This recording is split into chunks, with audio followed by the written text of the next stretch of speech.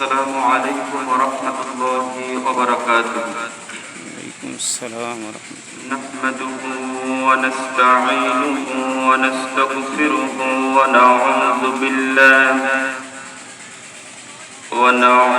بالله من شرور أنفسنا ومن سيئات أعمالنا. من يهده الله فلا مضل له ومن يضلله فلا هادي له. ونشهد أن لا إله إلا الله وحده لا شريك له. وأشهد أن سيدنا وسندنا وحبيبنا ومولانا محمد الذي أرسله بالحق بشيرا ونذيرا وداعيا إلى الله بإذنه وسراجا وقمرا منيرا. فقد قال الله تعالى في كلامه المجيد والفرقانه الحميد: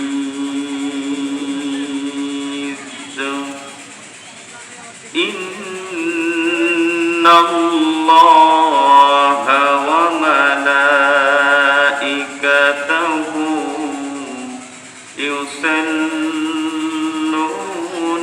على النبي يا أيها الذين آمنوا صلوا عليه وسلموا تسليما.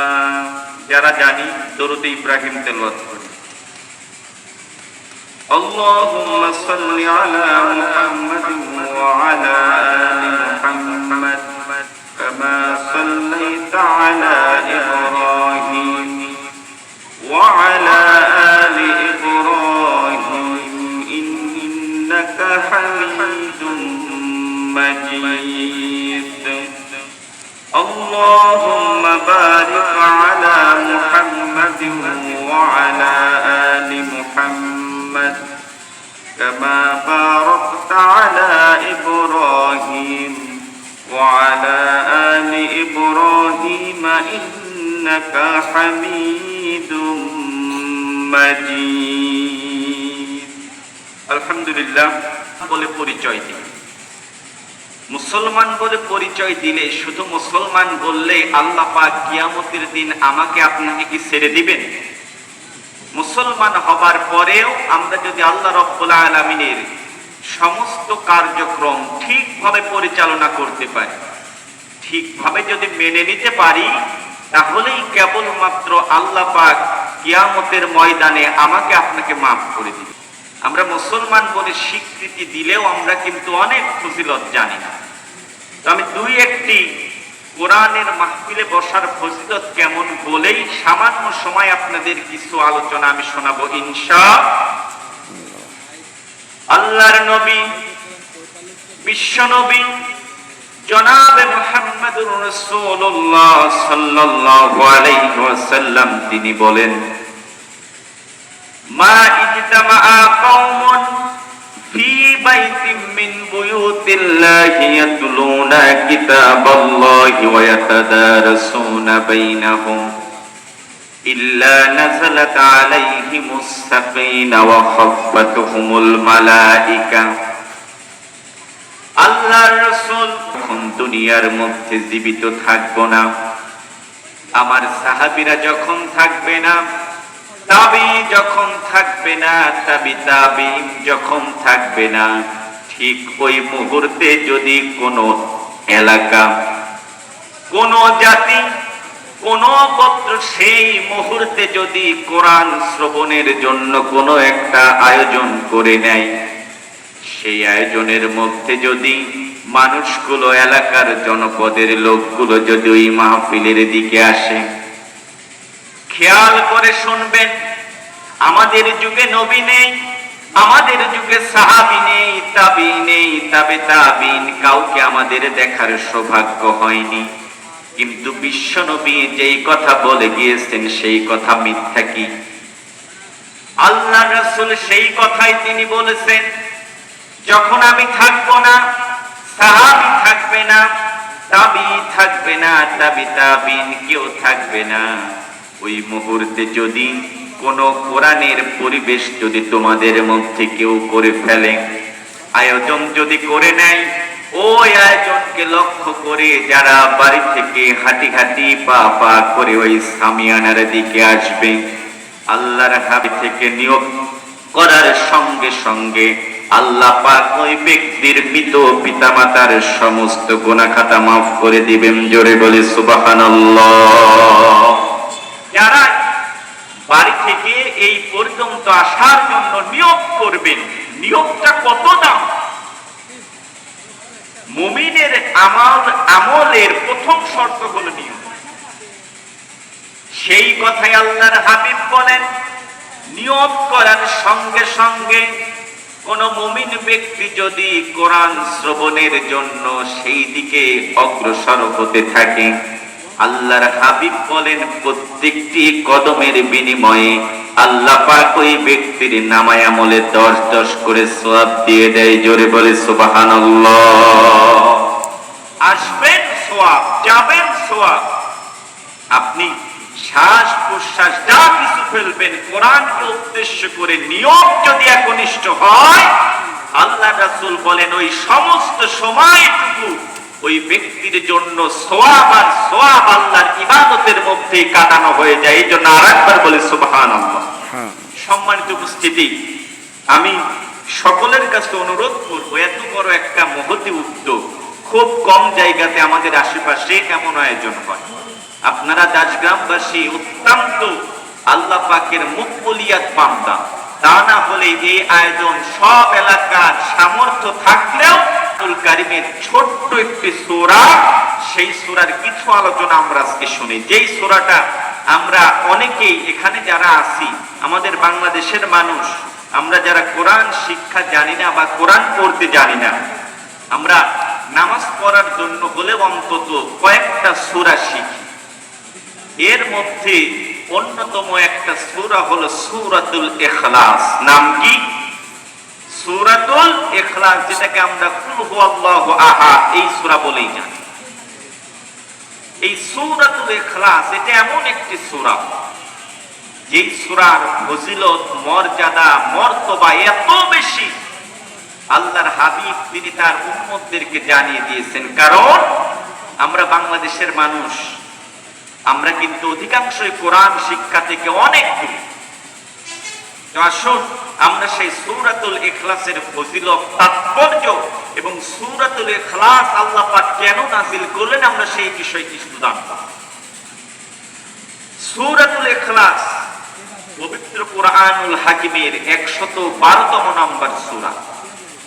এই সূরা পবিত্র কোরআনের ছোট্ট একটি সূরা, কিন্তু ফজিলত, মর্যাদা, মর্তবা আল্লাহ পাক এত বেশি করে দিলেন যে অন্যান্য সূরার চাইতেও আল্লাহ রাব্বুল আলামিন এই সূরাতুল ইখলাসের ফজিলত অনেক বেশি বাড়িয়ে দিয়েছেন। জোরে বলি সুবহানাল্লাহ।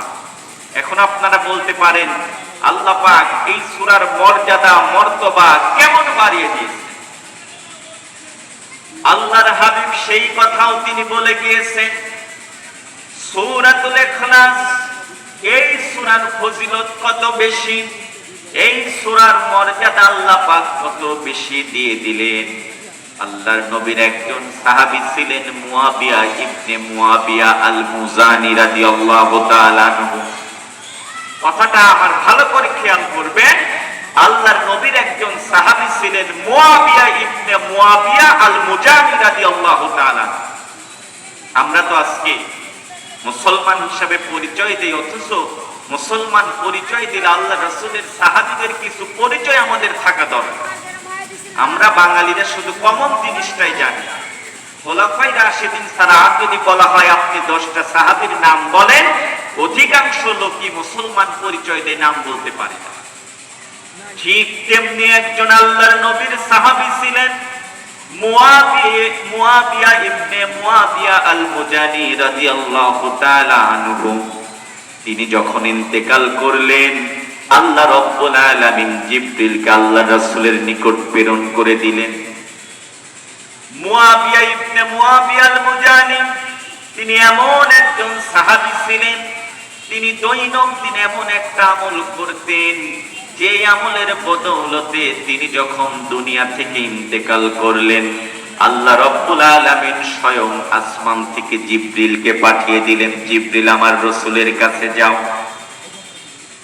হযরত জিবরিল আমিন আলাইহিস সালাতু ওয়াস সালাম তিনি আল্লাহর রাসূলের নিকটে আসলেন।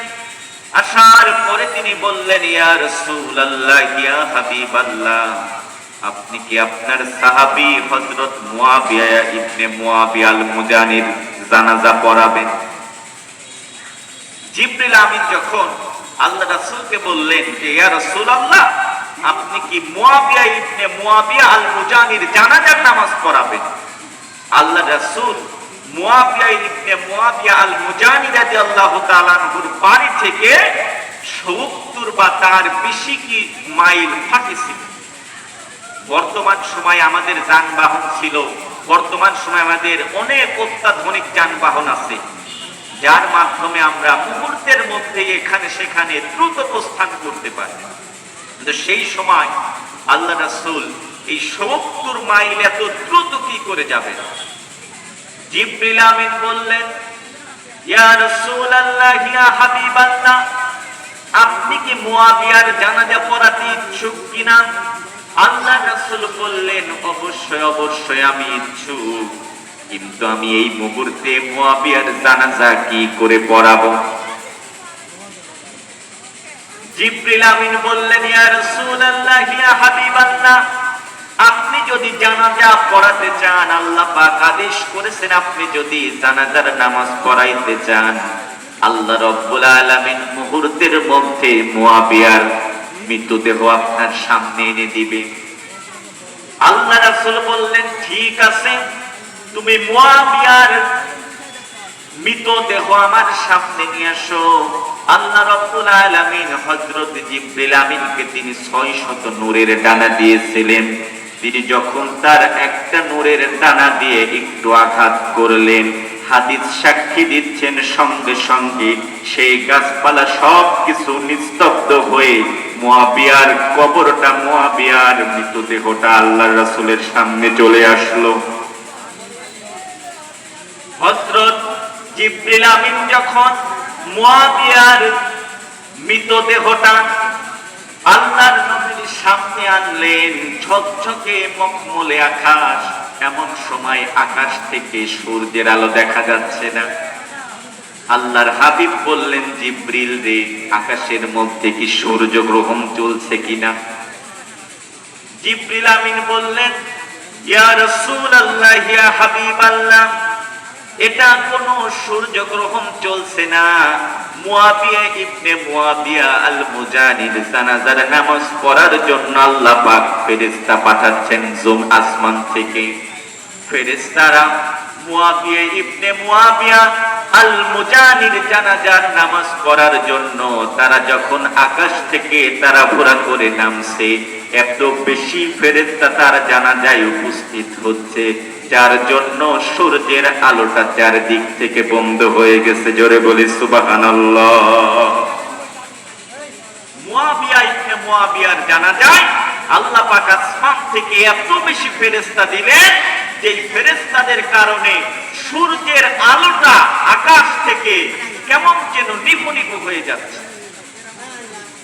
আল্লাহ রাসূল যখন জানাজা শেষ করলেন, এরপরে জিজ্ঞাসা করলেন, জিবরিল রে, আমার সাহাবী মুয়াবিয়া ইবনে মুয়াবিয়া এমন কোন আমল করত যার আমলের জন্য আল্লাহ রাব্বুল আলামিন আসমান থেকে ফেরেশতা দিয়ে তার জানাজা পড়াচ্ছেন?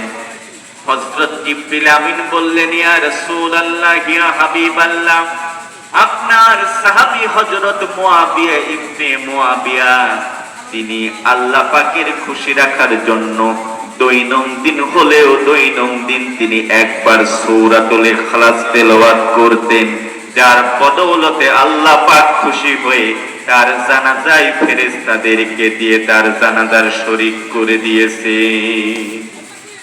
এত বেশি মর্যাদা, এত বেশি ফজিলত এই সূরাতুল ইখলাস, যার জানাজায় বলা হয়েছে হাদিসের শেষ অংশে যে আসমান থেকে যে ফেরেশতাগুলো নেমেছিল, যতগুলো কাতার ছিল প্রত্যেক কাতারে ৭০,০০০-এর বেশি ফেরেশতা ওই মুয়াবিয়ার জানাজার মধ্যে ছিল।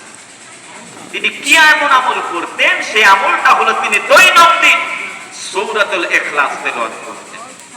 সম্মানিত উপস্থিতি, প্রিয় দাস গ্রামবাসী, শুধু তাই নয়, আল্লাহর নবীর আর একজন জলিল কদর সাহাবী ছিলেন হযরত আবু যর গিফারি। এই আবু যর গিফারি রাদিয়াল্লাহু তাআলা আনহু তিনি একদিন আল্লাহর রাসূলের নিকটে তাশরীফ আনলেন। এমন সময় জিবরিল আমিন আলাইহিস সালাতু ওয়াস সালাম তিনি আল্লাহর রাসূলের কাছেই বসা ছিলেন। আবু যর গিফারি যখন দূর থেকে আল্লাহর রাসূলের নিকটে অনুমতি নিয়ে আসবেন, এমন সময় যখন সালাম দিলেন, সালাম দেবার সঙ্গে সঙ্গে জিবরিল আমিন বললেন, ইয়া রাসূলুল্লাহ, ইয়া হাবিবাল্লাহ, এটা কি আপনার সাহাবী হযরত আবু যর গিফারি? আল্লাহর রাসূল বললেন, জিবরিল আমিন, আপনি কিভাবে আবু যর গিফারিকে চিনেন? জিবরিল আমিন বললেন, ইয়া রাসূলুল্লাহ, ইয়া হাবিবাল্লাহ, এই আবু যর গিফারিকে আমি জিবরিল কেবল মাত্র একা চিনি না, প্রথম আসমান থেকে শুরু করে দ্বিতীয় আসমান, দ্বিতীয় আসমান হতে তৃতীয় আসমান, তৃতীয় থেকে চতুর্থ, চতুর্থ থেকে পঞ্চম, পঞ্চম থেকে ষষ্ঠ, ষষ্ঠ থেকে সপ্তম, আরশে আজিম পর্যন্ত যত সাহাবীকে আল্লাহ পাক এই সৃষ্টি করেছেন, আল্লাহ রাব্বুল আলামিনের সৃষ্টির সমস্ত ফেরেশতারা হযরত আবু যর গিফারিকে চিনে। কেন চিনেন?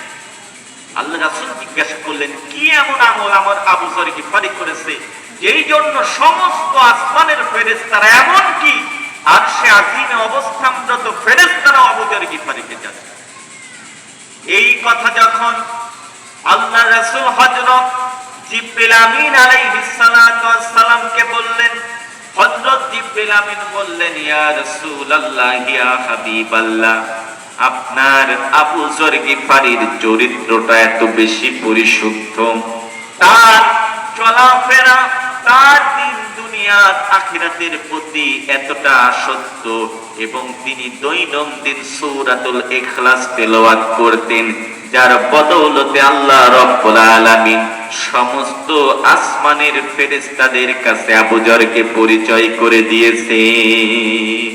কি জন্য পরিচয় করে দিয়েছে? তার মধ্যে একটা আমল ছিল সূরাতুল ইখলাস।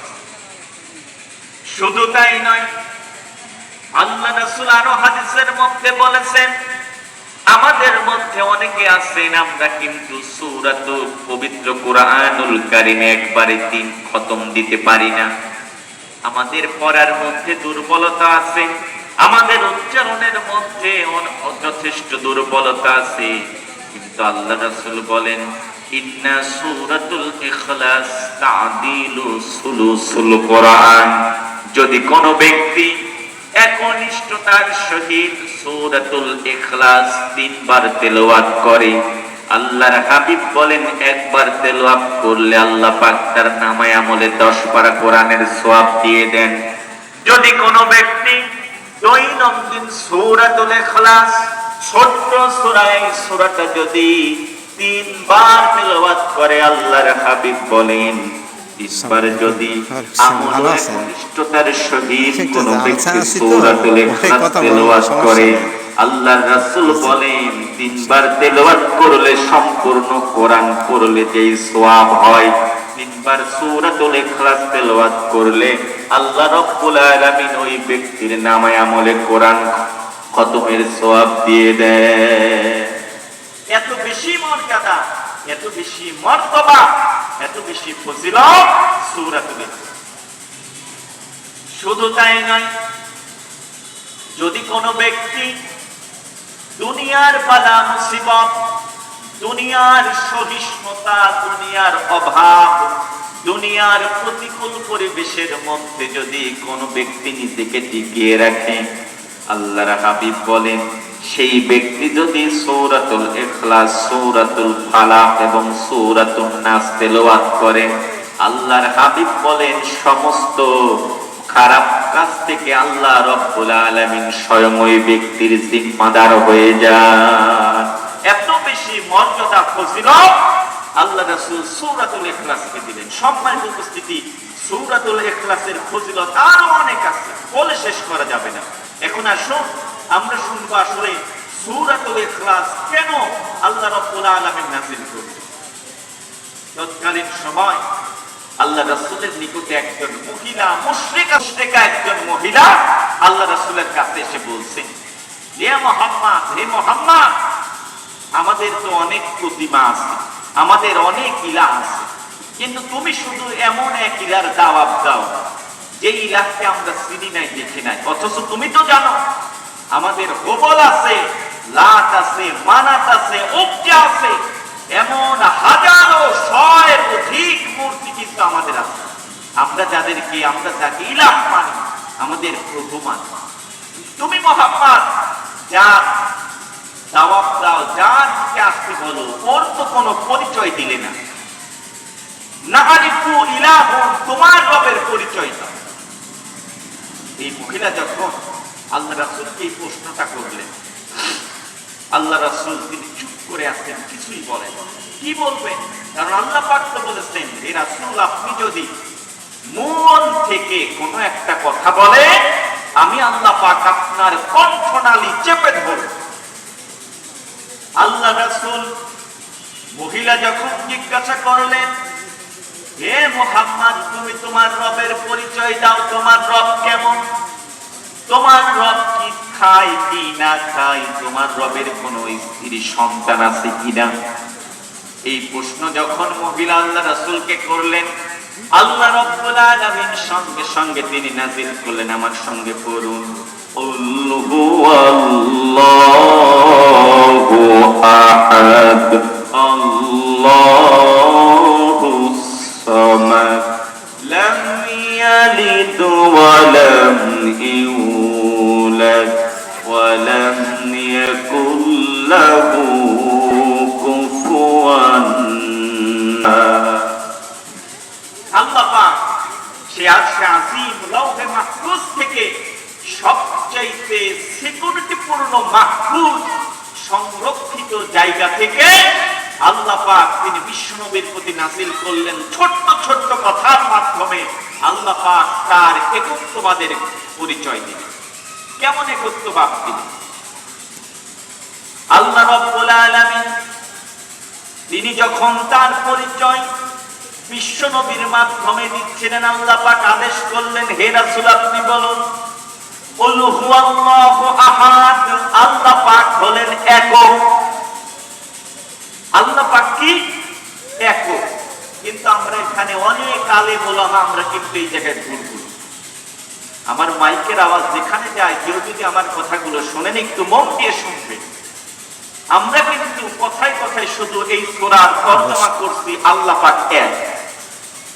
এটা কিন্তু আমাদের ভুল, জানার ভুল, বোঝার ভুল, আমাদের গবেষণার ভুল। আপনি স্বাভাবিকভাবে এক যদি আমি বলি, এক বললে আপনার দুই আছে, এর আপনার একটা বিষয় আছে। আবার যদি আল্লাহ পাক প্রথম বলি, তাহলে প্রথমের ক্ষেত্রে দ্বিতীয় আসতে পারে। আল্লাহ রাব্বুল আলামিন ওয়াহিদ বলেননি, আল্লাহ রাব্বুল আলামিন অন্য কোনো আদাদ ব্যবহার করেননি, সংখ্যা ব্যবহার করেননি। আল্লাহ রাব্বুল আলামিন তিনি বলছেন, হে রাসূল, আপনি বলে দিন, আমি হলাম একক, অদ্বিতীয়, যার কোনো দুইয়ের সিস্টেম নেই। আল্লাহ রাব্বুল আলামিন বলেন একক, অদ্বিতীয়, যার কোনো দুইয়ের সিস্টেম নেই। দুই যার মধ্যে আছে, আমার আল্লাহ পাক কেমন? আপনি বলে দিন, আল্লাহ পাক বলেন এক অদ্বিতীয়, এক বলা যাবে না, প্রথম বলা যাবে না। আমরা অনেক আলেম, অনেক আমরা যারা কথা বলি, আমরা কিন্তু এর মধ্যে অনেক সময় ভুল করি। আল্লাহ এক, আল্লাহ ছাড়া কোনো শরীক নেই, এক আল্লাহ পাক এক, আল্লাহ রাব্বুল আলামিন ইউনিক। সেই কথাই আল্লাহ পাক বলছেন, হে রাসূল আপনি বলে দিন আল্লাহ বলেন একক। কেমন একক? আল্লাহ পাক কেমন একক? সেই কথা আল্লাহ পাক তিনি জানিয়ে দিচ্ছেন। ও দুনিয়ার মানুষ, ও বিশ্ব নবীর উম্মতেরা, তোমরা কানটা খাড়া করে শুনিয়ে রাখো আল্লাহ পাক কেন তিনি বললেন আমি একক। যদি এক বলতেন, ওয়াহিদ বলতেন, তাহলে ইসনার কোনো সম্ভাবনা থাকলেও থাকতে পারত।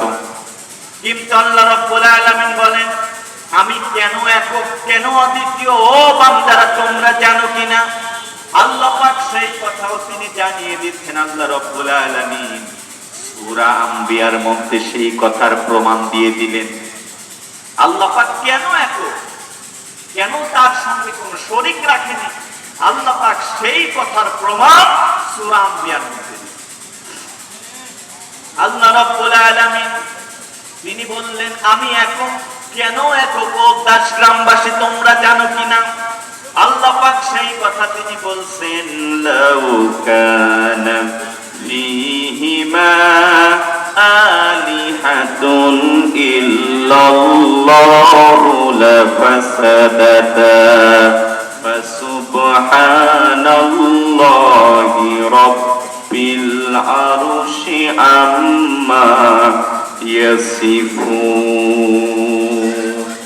আল্লাহ পাক কেন একক, কেন অদ্বিতীয়, এক কেন বলেননি, তার প্রমাণ হলো সূরাতুল আম্বিয়ার এই আয়াত।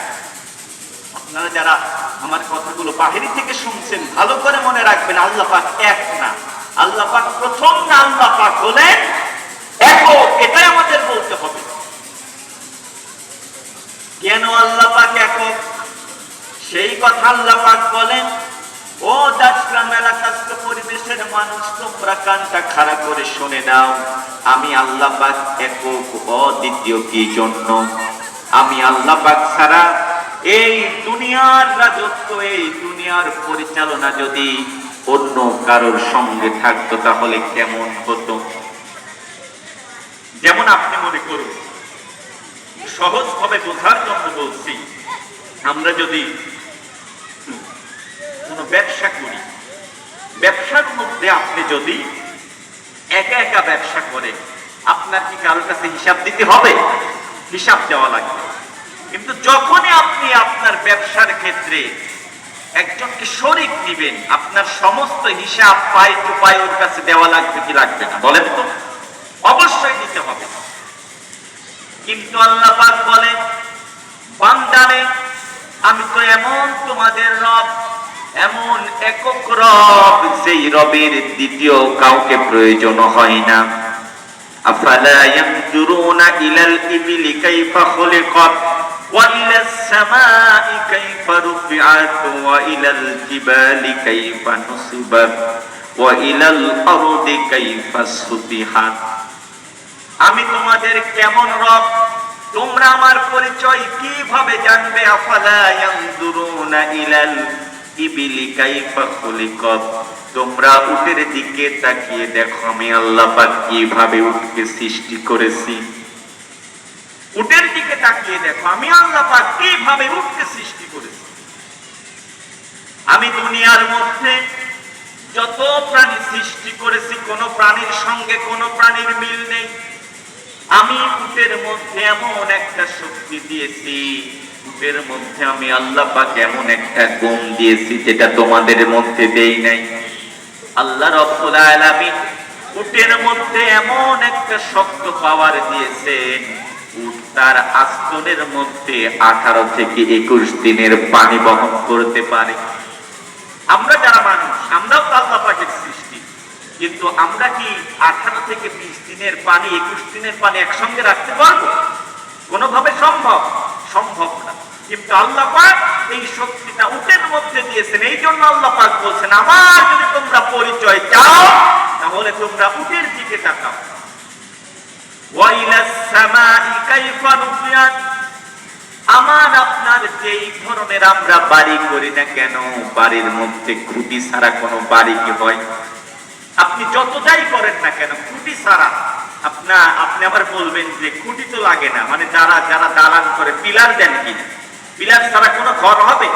কিন্তু আল্লাহ পাক তার বান্দাদেরকে গবেষণার জন্য বলছেন, বান্দারে তোমরা চিন্তা করো আমি আল্লাহ পাক তোমার কেমন রব, কেমন একক সত্তা, যিনি আমি আল্লাহ পাক এই সমস্ত আসমানকে বিনা খুঁটিতে এই সারা জমিনের মধ্যে রেখেছি।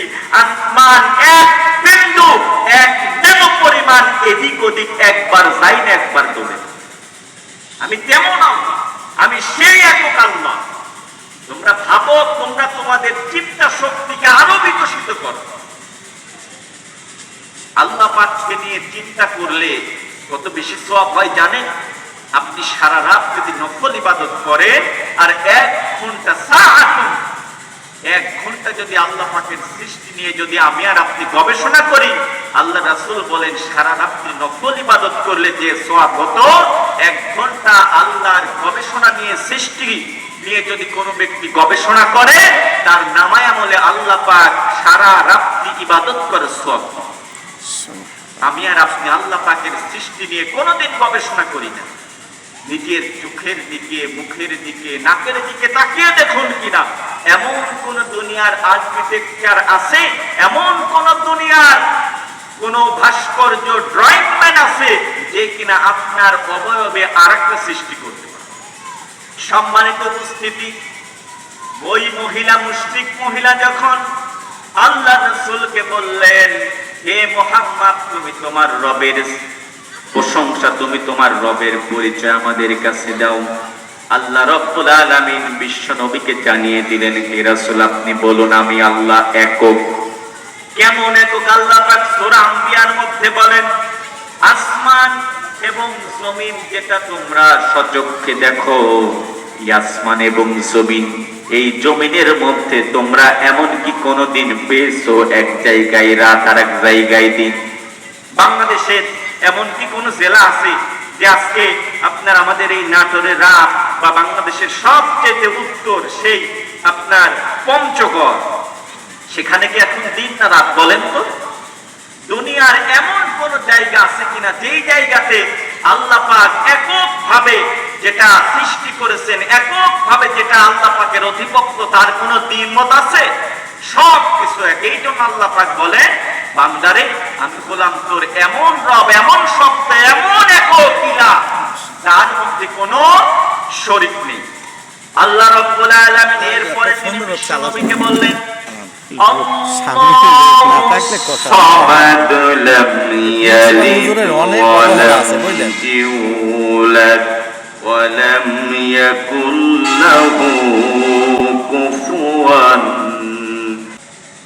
আল্লাহ পাক এরপরে বলছেন, হে রাসূল আপনি বলে দিন আমি আল্লাহ পাক একক। এক বলা যাবে না, একটু হলেও এখান থেকে শিখে যাবেন আল্লাহ পাক এক এটা বলা যাবে না।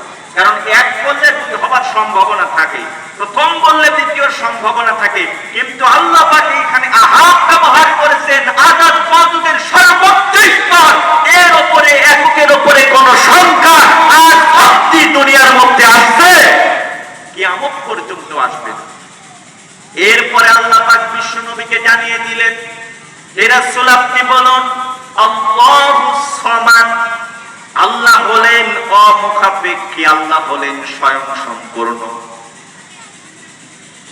দুনিয়ার মধ্যে আপনি যত কিছু দেখবেন সব কিছু তারা বলেন মুখাপেক্ষী। কোন না কোন কিছুর কাছে তাদের চাওয়া থাকেই, কোন না কোন কিছুর কাছে তারা পাওনা থাকে। কিভাবে আপনি বুঝবেন? আমরা দুনিয়ার মধ্যে যত শক্তিশালী মানুষ হই না কেন, যতই গায়ের আমার আপনার ক্যালোরি স্টমাক যতই শক্তিশালী হোক না কেন, আমরা মানুষ কিন্তু খাবারের কাছে দুর্বল। আপনি অনেক শক্তিশালী, আপনার অনেক শক্তি, কিন্তু আপনাকে যদি 2 বেলা 3 বেলা খাবার না দেওয়া যায়, আপনার মতো সুঠাম দেহের মানুষ সে কিন্তু নিমিষের মধ্যে অক্ষম হয়ে যায়।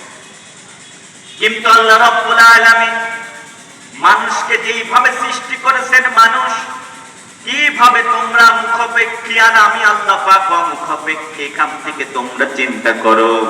তোমরা মানুষ, তোমাদের ঘুম আছে, আমি আল্লাহ পাক আমার কোনো ঘুম নাই। আল্লাহ পাক সেই কথাও তিনি বলছেন, লা তাআখুযুহু নাওম, আমাকে নিদ্রা তন্দ্রা কোনো কিছু আমাকে স্পর্শ করতে পারে না। কিন্তু বান্দারে, তোদের মধ্যে যত শক্তিশালী হোক, যত বড় হোক, যেই হও না কেন, তোমরা খাবারের কাছে দুর্বল, তোমরা ঘুমের কাছে দুর্বল। কিন্তু আমি আল্লাহ পাক এমন আল্লাহ, যেই আল্লাহ আমি খাবার প্রতি আমি আল্লাহ পাক মুখাপেক্ষী না, আমি ঘুমের প্রতি মুখাপেক্ষী না, বরং খাওয়া ঘুম এই সব কিছু থেকে আমি আল্লাহ পাক মুক্ত। এই আয়াতের ব্যাখ্যায়, আয়াতুল কুরসির এইটুকু ব্যাখ্যায়, লা তাখুযুহু সিনাতুন ওয়ালা নাওম, এই ব্যাখ্যার মধ্যে একটা ব্যাখ্যা আছেন যে দুনিয়ার সমস্ত মানুষ, সমস্ত ইনসান, সমস্ত মাখলুক ঘুমায়, কিন্তু আল্লাহ পাক তিনি কেন ঘুমান না, এর একটা বিবরণ বলেছেন। এই আয়াতের মধ্যে আল্লাহ রাব্বুল আলামিনের দুইটা বিষয় সাব্যস্ত হয়েছে। এর মধ্যে একটা হলো আল্লাহ পাক তিনি হলেন রহমান। আল্লাহ পাকের সিফাতি নাম রহমান আছে কিনা বলেন তো? রহমান আছে? এই আয়াতের ব্যাখ্যায় মুফাসসিরিন কেরাম বলেন, আল্লাহ পাক তিনি হলেন রহমান। বান্দার প্রতি আল্লাহ রাব্বুল আলামিন এত বেশি দয়া, এত বেশি মায়া। আল্লাহ পাক বলেন, বান্দারে, তোরা যখন খাবার পরে বিছানায় এসে শরীরের ক্লান্তি দূর করার জন্য তোরা যখন ওইখানে শুয়ে পড়িস, রাতের এমন কোন সময় হয়তো বা তোরা আমাকে ডাকবি, আমার কাছে চাইবি, আমার কাছে তোরা তালাশ করবি, কিন্তু আমি আল্লাহ পাক যদি ওই সময় তোদের ডাক শুনতে না পারি, বান্দারে তোরা তো ব্যর্থ হয়ে যাবি, তোরা মুসিবতের মধ্যে পড়ে যাবি, তোরা বিপদের মধ্যে পড়ে যাবি। ঠিক সেই সময়ে, সেই মুহূর্তে, সেই সময় আমি আল্লাহ পাক বান্দারে তোর সমস্ত চাহনি শুনে আমি তোর সমস্ত আবদার পরিপূর্ণ করে দে। আমি বললাম তোর সেই আল্লাহ, আমি বললাম তোদের সেই অমুখাপেক্ষী আল্লাহ। এরপরে ওই মহিলা জিজ্ঞাসা করলো, ঠিক আছে বুঝলাম আপনার আল্লাহ এক, আপনার আল্লাহ হলেন একক, আপনার আল্লাহ বলেন অমুখাপেক্ষী, কোনো কিছুই তার প্রয়োজন হয় না। তাহলে বলুন আপনার আল্লাহকে কে সৃষ্টি করেছে? আমরা স্বাভাবিকভাবে জানি, আপনারা জানেন এখানে যারা আছেন, যে জিন ছাড়া স্বামী এবং স্ত্রী এই দুইজনের একটা জিন আছে। স্বামী এবং স্ত্রী এই দুইজনের মধ্যে আল্লাহ পাক কি অপরূপ সৃষ্টি, আপনি আশ্চর্য হয়ে যাবেন। স্বামী এবং স্ত্রীর মধ্যে এই যে আমরা দুনিয়াতে আসছি, আমরা এমনি এই দুনিয়াতে আসছি, যারা মেয়ে আছেন ওর আল্লাহ পাক যখন যাকে যেইভাবে ইচ্ছা যাকে দুনিয়াতে আনবেন তাকেই কেবলমাত্র আল্লাহ পাক দুনিয়ার মধ্যে থাকেন। তো সম্মানিত উপস্থিতি, সে আল্লাহ পাক তিনি তার পরিচয় দিচ্ছেন। ওই মুশরিক মহিলা যখন আল্লাহ রাসূলকে বললেন, হে রাসূল, হে মুহাম্মদ, রাসূল তো না, হে মুহাম্মদ, আপনার আল্লাহ তার কি কোনো স্ত্রী আছে? তার কি কোনো সন্তান আছে? তার থেকে কি কাউকে জন্ম দেওয়া হয়েছে, বা তিনি কি কেউ কি জন্ম দিয়েছেন? এই সমস্ত অবাঞ্ছকর, এই সমস্ত আল্লাহর বিরোধী যখন প্রশ্ন যখন ওই মহিলা আল্লাহর নবীকে করলেন, আল্লাহ রাসূল তিনি বলেন, লাম ইয়ালিদ, আমি এমন প্রভুর ইবাদত করি, এমন সত্তার ইবাদত করি, এমন মুনিবের ইবাদত করি, এমন রাজ্জাকের ইবাদত করি, লাম ইয়ালিদ ওয়া লাম ইউলাদ, তিনি কাউকে জন্ম দেয়নি এবং তাকেও কেউ জন্ম দেয়নি। তিনি কাউকে জন্ম দেয়নি এবং তাকেও কেউ জন্ম দেয়। এরপরে কি, ওয়ালাম ইয়াকুল লাহু কুফুয়ান আহাদ, তিনি তার পরের প্রশ্নের উত্তর দিয়ে দিচ্ছেন, আমি আল্লাহ পাক ওয়ালাম ইয়াকুল্লাহু, সমকক্ষ কাউকে রাখি নাই। আমার সমকক্ষ আমি আল্লাহ পাক কাউকে রাখি নাই। যখন মহিলা এই নানা ধরনের এই অবাঞ্চকর প্রশ্ন বললেন যে আমরা এমন, আমরা আমাদের রব এমন, আমাদের প্রতিমাগুলো এমন, আমরা যার ইবাদত করি তারা এমন, কিন্তু তোমার আল্লাহ কেমন? আল্লাহ পাক ওই মহিলার কথার পরিপ্রেক্ষিতে আল্লাহ রাব্বুল আলামিন এই সূরাতুল ইখলাস আল্লাহর নবীর উপরে নাযিল করলেন। সম্মানিত উপস্থিতি, আমার এই মাইকের আওয়াজ যারা শুনতে পাচ্ছেন, আমি অনুরোধ করব